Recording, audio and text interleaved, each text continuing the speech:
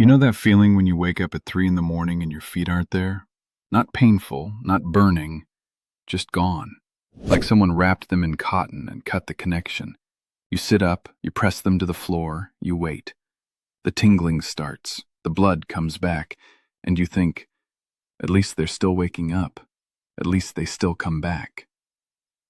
I'm 83 years old. I know that feeling. I know the particular fear underneath it, too.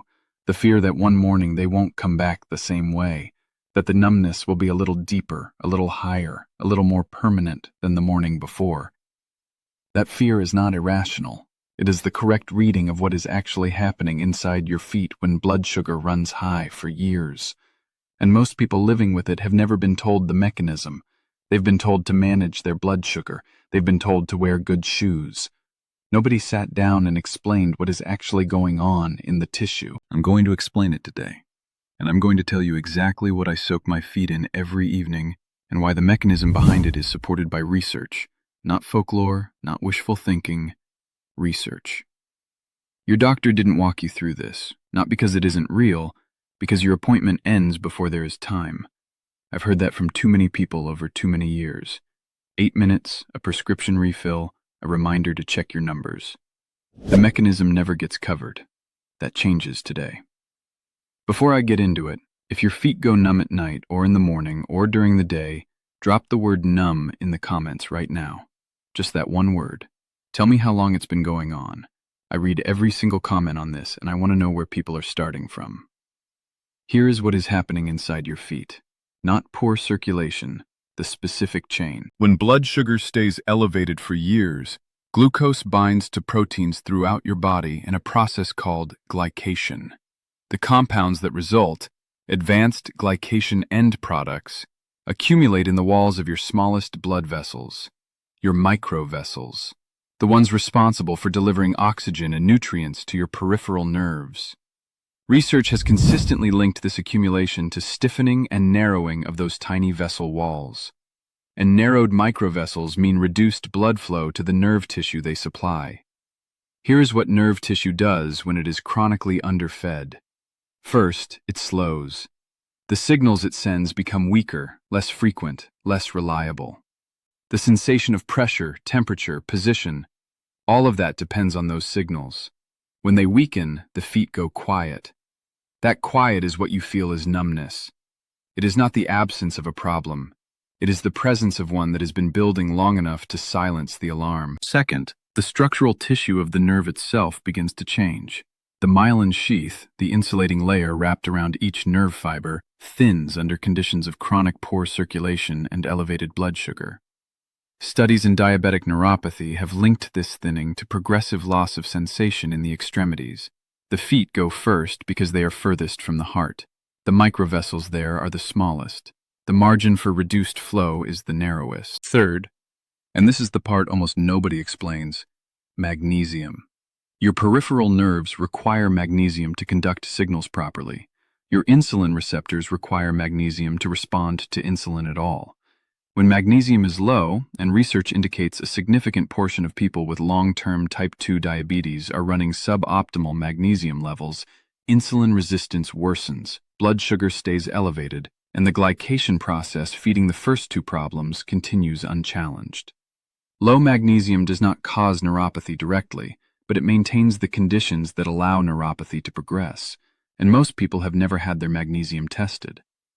3 processes: glycation narrowing your microvessels, myelin thinning from chronic poor perfusion, magnesium deficiency sustaining the blood sugar environment that drives both.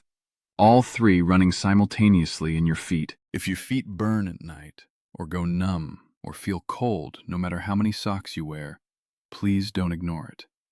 I almost did, and I'm 80 years old. For years I told myself it was just age, the tingling, the heaviness in my legs climbing the stairs. But it wasn't age. It was my blood sugar quietly damaging the nerves and the circulation in my legs, and almost nobody warned me in time. If you let it keep going, those little signals turn into something you can't undo. I wasn't willing to lose my feet or my independence.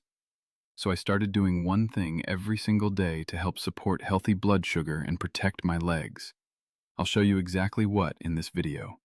And if you want the simple support I personally use, there's a free presentation linked in the description below right now. What I soak my feet in every evening is warm water with magnesium sulfate, Epsom salt. 2 cups in a basin deep enough to cover my ankles, water warm enough to feel it but not hot, 20 minutes, every night. I want to be precise about the mechanism because this is not a folk remedy. There are 2 things happening simultaneously during that soak, and both are supported by research. The first is vasodilation. Warm water immersion causes your peripheral blood vessels to dilate. Studies have observed that immersion of the lower extremities in warm water produces measurable increases in blood flow to the small vessels of the feet and legs. For someone whose microvessels have been narrowed by years of glycation, that vasodilation is not cosmetic. It is temporarily reopening a channel that chronic high blood sugar has been constricting. More blood flow to the peripheral nerves, more oxygen, more of the nutrients those nerves have been starved of reaching tissue that needs them. The second is transdermal magnesium absorption. Research has documented that magnesium sulfate is absorbed through the skin during immersion.